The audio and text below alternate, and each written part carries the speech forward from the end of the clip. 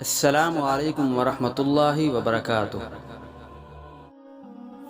بسم اللہ الرحمن الرحیم۔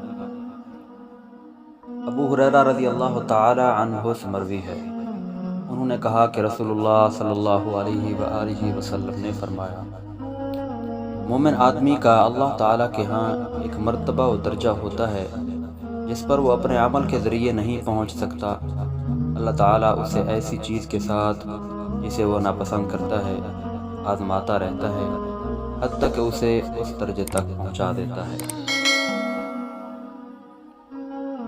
عقبہ بن عامر رضی اللہ تعالی عنہ سے مروی ہے کہ رسول اللہ صلی اللہ علیہ وآلہ وسلم نے فرمایا، اس شخص کی مثال جو برے عمل کرتا ہے پھر نیک عمل کرتا ہے اس شخص کی طرح ہے جس پر تنگ زرے ہو، جس نے اس کا سانس گھونٹ رکھا ہو، پھر اس نے ایک نیکی کی تو ایک کڑا کھل گیا، پھر دوسری نیکی کی تو دوسرا کڑا کھل گیا، حتیٰ کہ وہ ذرہ زمین پر گر گئی۔